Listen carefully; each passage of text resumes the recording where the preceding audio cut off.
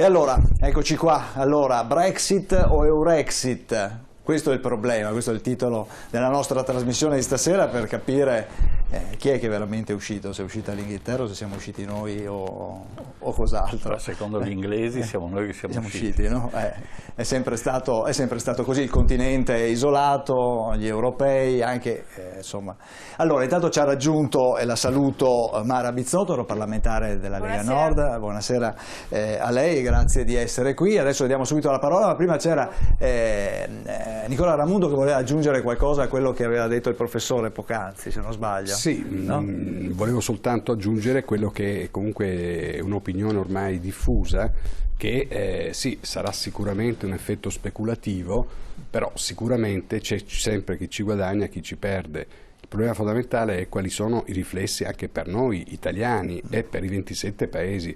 Io sono preoccupato come italiano in questo momento d'Inghilterra, mi dispiace, hanno fatto una svolta storica, avranno sbagliato, non sbagliato. È un'eclissi inglese piuttosto che un'eclissi europea. Mi interessa relativamente, a me interessa che la mia famiglia, la mia società, eccetera, vada bene, che i miei figli possano trovare lavoro. Cioè non vorrei che questa turbolenza o questi scossoni, al di là del fatto che uno possa rientrare o non rientrare, perché sappiamo che i matrimoni, quando poi finiscono male, e l'Inghilterra, vorrei ricordarle, da 44 anni, che era in qualche modo sposata con le tesi europee, anche se Wilson storicamente ha sempre detto fate voi gli stati, insomma, ecco, europei, la nuova comunità europea, noi naturalmente non partecipiamo perché abbiamo il Commonwealth e quindi che c'entriamo a fare. Certo. Quindi già dall'inizio c'era questa spia, diciamo, maledetta, che diceva gli inglesi comunque si tirano fuori perché il loro credo è sempre stato l'isolazionismo, e questo storicamente è provato, eccetera. Quindi questo mi preoccupa relativamente, mi preoccupa l'effetto che può avere sul nostro paese e soprattutto su quello che può succedere per esempio con i nostri ragazzi.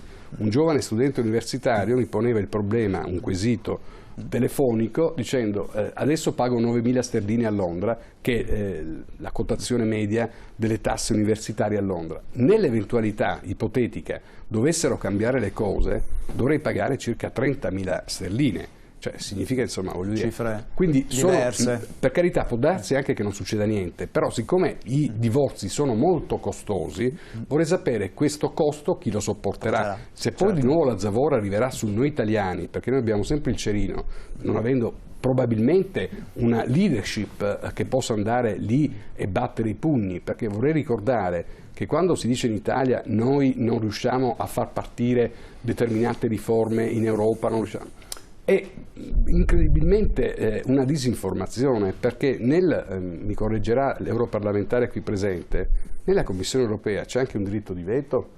Cioè se un paese non è d'accordo dice non sono d'accordo e lo fa firmare e si prende tutte le responsabilità del caso. Certo. Mi pare che da questo punto di vista noi siamo un po' lontani dal provocare decisioni che per esempio possono interessarci.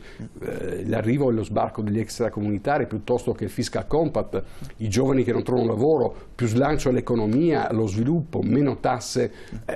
Voglio dire, ci sono una serie di cose che purtroppo non si fanno. Allora la gente mal digerisce questo e il problema potrebbe essere uno tsunami, ma non soltanto nel senso negativo, ma anche che possa essere un po' imitato da altri paesi che chiederanno a questo punto esco anch'io dall'Europa, chi se ne frega. Certo, certo. No, infatti questa è anche... attenzione, l'Inghilterra ha avuto un privilegio di come stare in Europa, adesso avrà il privilegio di come star fuori dall'Europa, che è la stessa cosa.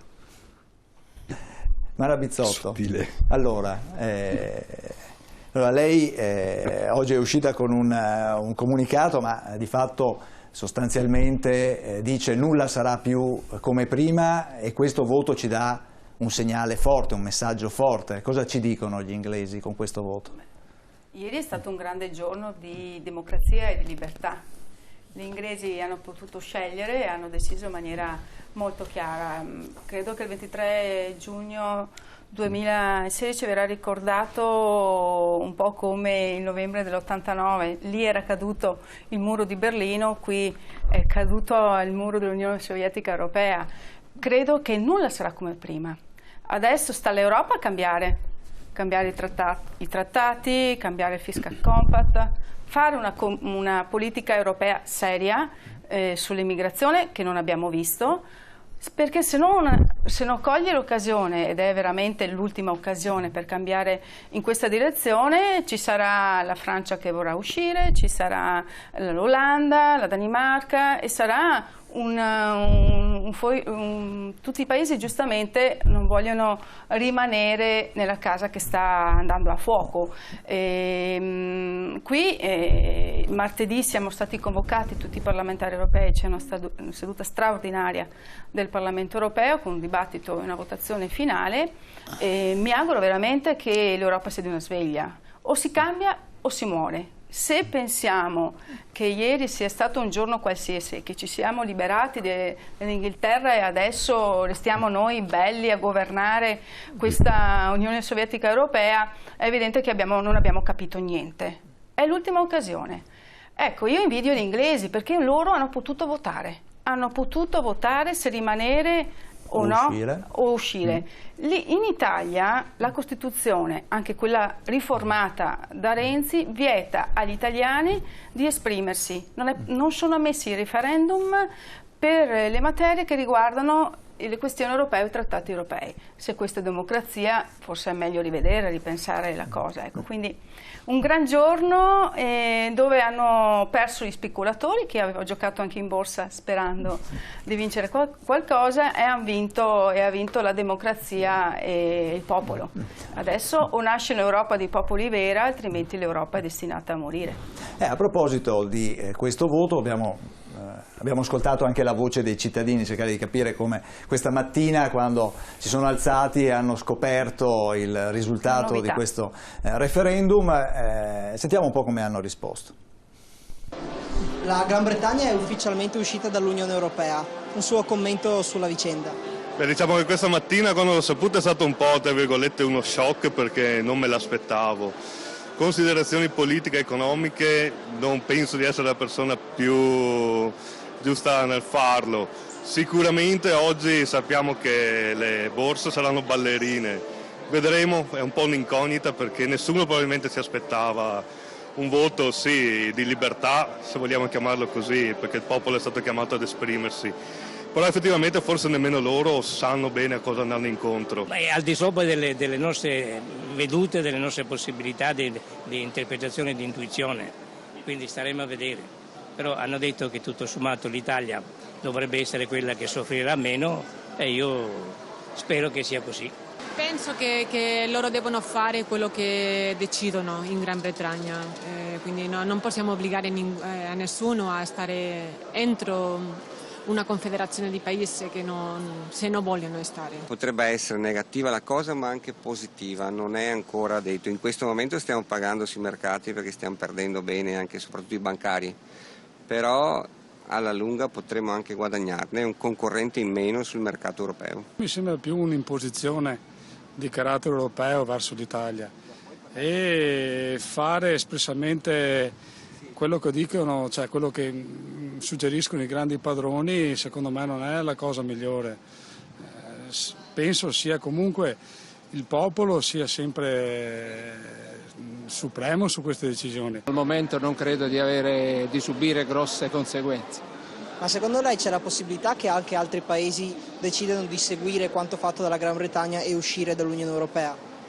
Ma a giudicare dai media di questa mattina anche l'Italia, se non ricordo male, se non ho letto male anche l'Olanda, si stanno agitando per organizzarsi in questo senso. Ho tanta paura che ci siano dei grossi problemi di fondo, noi non capiamo, però in un'Europa che è in bilico un colpo del genere sicuramente porterà problemi per tutti. Personalmente avverto molto la difficoltà per i giovani di poter fare ancora riferimento ad un paese importante. E peraltro tanti dei nostri giovani oggi sono lì e dovranno forse immaginare un rientro o comunque una maggiore difficoltà nella permanenza.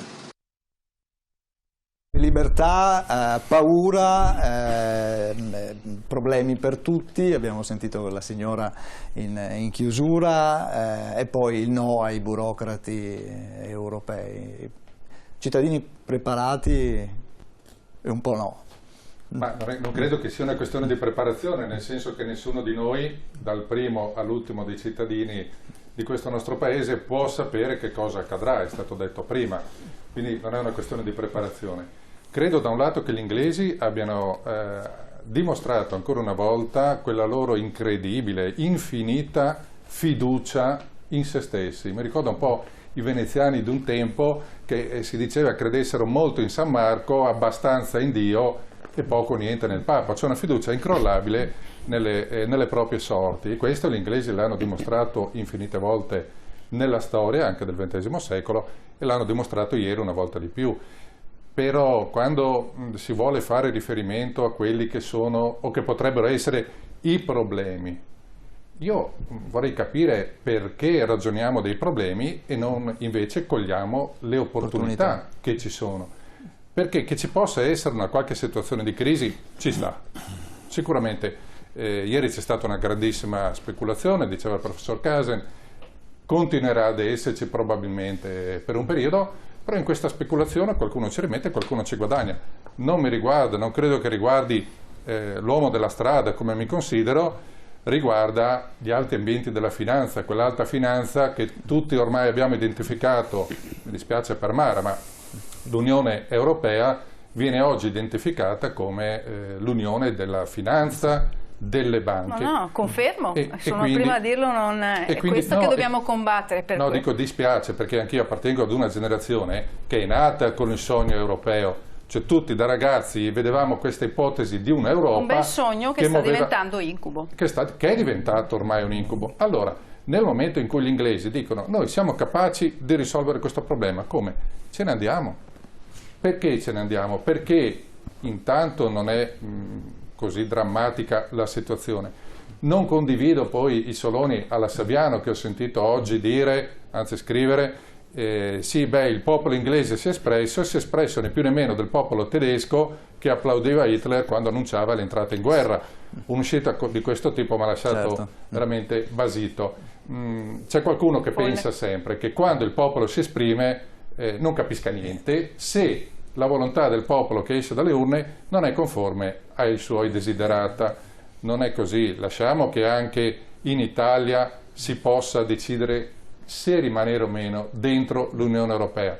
E poi è notoria, qui in Italia c'è stato l'Italia, il governo Renzi in particolare, ci ha addirittura impedito di celebrare un referendum consultivo dove cioè si vuole chiedere ai veneti cosa ne pensate di un'uscita dallo Stato italiano, quindi non un referendum formale come quello inglese, una consultazione. Non si può anche quello inglese. Nemmeno inglese, sì, ma Cameron si era impegnato, come già ai tempi del referendum scozzese, a rispettare la volontà che fosse uscita dalle urne. È il Parlamento che è sovrano in questa materia. Ma figurati, gli inglesi sono in serie rispetto alla volontà popolare, non c'è dubbio su questo. Qui ricordo che siamo, a differenza dell'Inghilterra, siamo in un paese che da 4 anni ci vede votare ed avere un Presidente del Consiglio che nessuno ha votato. L'ultima volta ricordo che a me, come a tutti noi, era stato chiesto: preferisci avere Berlusconi o Bersani come Presidente del Consiglio?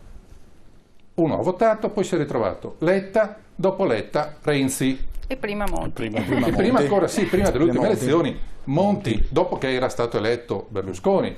Ora, questa è la differenza. L'ammirazione sconfinata che io ho maturato in questi pochi giorni in cui ho seguito da vicino le vicende inglesi nei confronti di David Cameron è l'ammirazione che nutro nei confronti di una leadership che ha avuto il coraggio di chiedere al popolo che cosa ne pensa, il popolo con la P maiuscola, cosa che qui da noi è vietata. Per fortuna che c'è Luca Zaia che ha detto almeno sull'autonomia mi impongo e faremo questo referendum, almeno lì come punto di partenza. Luciano Greco. Sì, no, io volevo precisare 2 questioni.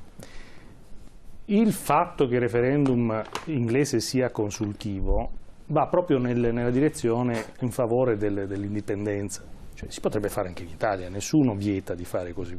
Scusa se ne interrompo, ce l'ha vietato la Corte Costituzionale, ce l'ha vietato sul ricorso di Renzi. Sì, il referendum consultivo, certo, fatto da una regione, diciamo, se il Parlamento decidesse voglio fare un referendum consultivo, lo fa e poi attua la decisione consultiva, che è quello che sta succedendo nel Regno Unito. Questo per non veicolare all'opinione pubblica delle informazioni che sono sbagliate. È una decisione politica che è stata presa, di politica costituzionale, in un paese che non ha la Costituzione scritta. Esatto. Seconda osservazione, Non è vero che nel Regno Unito si elegge il primo ministro, tant'è vero che a ottobre molto probabilmente il primo ministro sarà Boris Johnson, che non è stato eletto da nessuno. Nel Regno Unito esiste un sistema in cui i cittadini, cosa che manca nel nostro paese ed è molto importante ripristinare questo punto, i cittadini eleggono i propri rappresentanti, hanno un contatto diretto, li eleggono con un sistema diretto di elezione e questi rappresentanti fanno parte di partiti politici che possono cambiare il proprio leader. È successo a Tony Blair, che è stato sostituito senza elezioni da Gordon Brown, e probabilmente succederà adesso anche a David Cameron. Ma perché non ci sono scadenze elettorali prefissate in Inghilterra? Si può andare a elezioni anche prima. No, si può andare a elezioni ma non c'è un termine di legislatura, lo decide il primo ministro quando sulla base della pubblica opinione ritiene opportuno indire le elezioni. Un termine di legislatura consuetudinario. È una esatto, non sono i 5 anni che abbiamo da noi però per legge. È fatto di 5 anni, adesso è consuetudinario ma è fatto di 5 anni. Ma il punto che volevo segnalare è questo qui, cioè la questione è loro hanno deciso di trattare una tematica costituzionale alla stregua di una qualsiasi decisione. È legittimo, questo è il punto. La domanda che ci dovremmo porre noi, secondo me, è appunto quali sono le implicazioni per noi?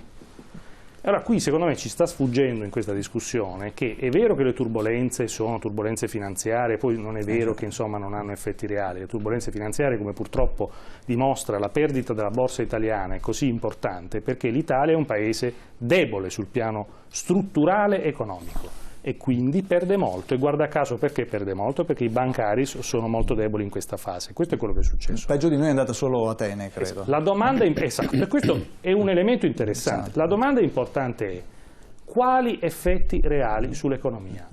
E gli effetti reali dipendono dall'incertezza che si crea. Quindi cosa chiederei ai miei rappresentanti in Parlamento? Perché poi sembra sempre che l'Europa sia una cosa, per fortuna stasera abbiamo la fortuna.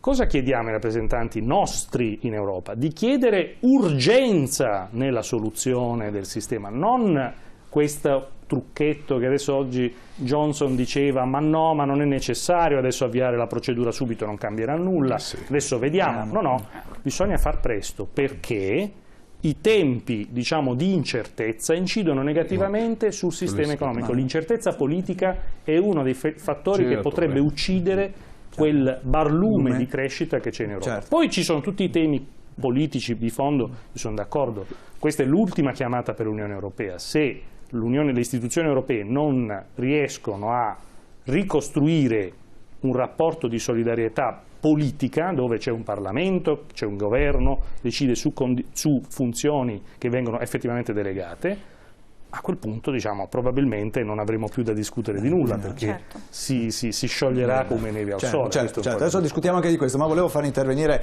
Carlo Valerio perché si parla di effetti limitati sull'Italia, questo l'ha detto anche il Ministero del Tesoro, opportunità.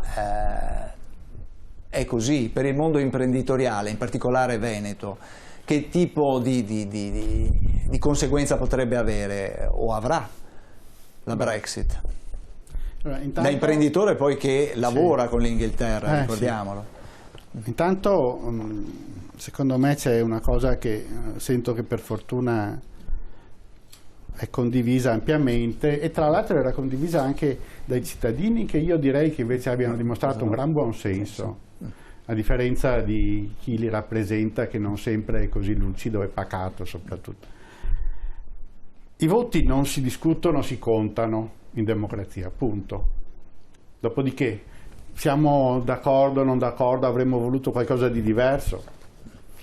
Chi ha una qualche leva non di potere ma la possibilità di poter fare le cose in modo da affrontare i problemi, a questo punto deve cominciare ad affrontare i problemi. L'ultima delle cose da fare è quella di dire ma hanno sbagliato, hanno fatto bene, sono liberi. Questo oramai è ieri. Domani c'è di nuovo l'apertura delle borse e di nuovo il cambio internazionale. Perché lei diceva prima che la sterlina ha toccato il suo minimo storico. No, non è vero, ha toccato il suo minimo storico col dollaro, ma con l'euro era andata a 0,9, adesso è a 0,81 e poi era scesa a 0,7. Quindi anche le cose non sono così diciamo semplici. Le conseguenze ci sono, certo, perché la Gran Bretagna è il quarto mercato per l'Italia e noi siamo molto importanti là, con alcuni settori che per fortuna non hanno la concorrenza locale, perché gli inglesi anni fa hanno deciso di dismettere il loro sistema industriale, non tutto, perché hanno tenuto l'elettronica di alto livello, la chimica di alto livello, la farmaceutica di alto livello e la finanza. Ma per esempio i mobili loro non li producono. Producono automobili adesso, ma di qualità. Quindi sono riusciti a fare il passaggio superando quei problemi che avevano prima con un'industria oggettivamente medioevale. La provincia di Padova ha dei fortissimi interessi in Gran Bretagna, quindi ben venga qualsiasi tipo di chiarimento in tempi brevissimi. Rapidi, quindi lei è d'accordo, professor Greco, certo, che è necessaria... Sì, però c'è anche un altro elemento che è piuttosto importante, che noi per esempio abbiamo la Svizzera vicino a noi, che non è nella comunità europea, però è in Schengen, con la quale abbiamo una serie di accordi bilaterali che consentono di fare tantissime cose, mentre hanno spaventato gli inglesi dicendo serviranno i visti, cose di questo genere. Ma anche con la Turchia abbiamo accordi bilaterali, non è in Europa. Appunto. Ma gli accordi bilaterali dovrà farli l'Europa, non l'Italia o la Germania o la Francia, poi alla fine la faranno la Francia e la Germania, come sempre. Ma in linea teorica dovrebbe essere l'Europa, quindi è il momento per l'Europa finalmente di dire va bene, forse fino adesso abbiamo agito e operato in modo che ritenevamo corretto, ma a questo punto non è più così, prima che altri decidano di andarsene agiamo in fretta, in modo preciso e chiaro, perché i mercati vogliono soprattutto chiarezza. Senta, e siccome i mercati, al di là del mercato finanziario, ma i mercati di chi produce, sono fatti da aziende medio-piccole e piccole come la nostra, che però impiegano persone, che hanno famiglie, che vengono mantenute con l'attività di queste imprese, sarà bene che qualcuno si occupi di quello che ci succede. Ecco, probabilmente anche i telespettatori a casa si domandano, ma lei come si è attrezzato per questa situazione adesso? Cosa sta facendo? Ve lo dicevo prima, noi vendiamo il 50% del nostro fatturato in Gran Bretagna in sterline. Abbiamo venduto in sterline fino adesso, da ieri sera a oggi. Immaginate che cosa riceveremo noi trasformato in euro con la sterlina che è stata svalutata in quel modo. Però questo un'azienda sana lo affronta e lo digerirà in qualche modo. Troveremo accordi con i nostri clienti inglesi, anche perché loro là hanno una concorrenza diretta per noi e continueranno a comprare in sterline e a produrre in sterline e quindi saranno competitivi con noi, però non potrà essere per sempre, perché la Gran Bretagna non ha una struttura sostanziale industriale, materie prime le aveva ma non ne ha più tante se non il petrolio, e quindi noi stiamo a vedere, ci organizzeremo, ma dobbiamo avere elementi di chiarezza a partire dai minimi dettagli operativi, i quali però abbiamo ben capito non sono una cosa di domani mattina, i dettagli, perché ci sono 2 anni di tempo, però questi 2 anni devono essere usati bene e non usati all'ultimo momento per fare tutto in fretta, spinti dalla necessità di arrivare a qualche conclusione. Certo. Alla fine speriamo bene, ma questo non è fatalismo, è che bisogna vederla positivamente questa cosa, perché se no sarebbe un problemino non da poco, non solo per noi, voglio dire, ma per questa nazione in generale e per la sua economia. Professor Casen, per l'Unione Europea è l'ultima spiaggia veramente? No, allora l'Inghilterra non ha una posizione tale da poter aver aperto una porta per gli altri stati, cioè l'Inghilterra aveva una posizione particolare, quindi non può essere assimilata alla posizione nostra, della Francia, della Spagna. Soprattutto perché non aveva l'euro. Sì, che fa una grande differenza. Non è che siccome è uscita l'Inghilterra ancora gli altri se ne possono uscire, perché per uscire devono inventarsi la propria moneta, certificarla a livello mondiale, stabilire qual è il valore, e questo diventa una cosa estremamente difficile. Quindi ci hanno giugulato con l'euro, il problema è come viene gestito questo euro, e questo è il problema. L'euro è stato portato a un livello tale di valore che non può andare bene per alcune nazioni come la Germania, come altre nazioni che hanno grosse produzioni, va un po' meno bene invece ai paesi più deboli, e quindi di queste soffriranno. Quello che non c'è nell'unità europea è una coesione nell'andare in una certa direzione, cioè tu stai indietro, bene, sei punito come abbiamo fatto con la Grecia, che viene totalmente massacrata, cioè viene tagliata fuori e naturalmente soffrirà in eterno di tutti errori o non errori che hanno fatto, ma comunque quegli errori sono stati strapagati perché naturalmente sopra ci hanno fatto una speculazione tale per cui la Grecia da sola non uscirà mai a riprendersi. Allora questa non è unità europea, è guerra europea. È guerra che non si spara con il cannone, si spara con l'euro, si spara con la finanza, e non possiamo andare avanti in questa maniera. Quello che dicono gli inglesi, i cittadini inglesi, vogliamo uscire dall'Europa. Bene, aspetta i politici adesso interpretare politicamente, socialmente e economicamente questa uscita, che poi sicuramente non è uscita perché non è che l'Inghilterra si isolerà, ma dovrà organizzarsi in maniera tale da essere presente sul mercato e fare la differenza, perché l'Inghilterra ha la capacità organizzativa, ma soprattutto perché in tempi non sospetti hanno puntato sulla finanza e c'è poco da fare. In Inghilterra convergono le grosse partite di denaro che girano e che non sanno dove approdare, no? Una volta succedeva con la Svizzera, adesso la Svizzera è stata messa in riga, quindi diciamo che l'approdo è a Londra. E naturalmente chi può giocare su questo fattore ci guadagna, e ci guadagna moltissimo.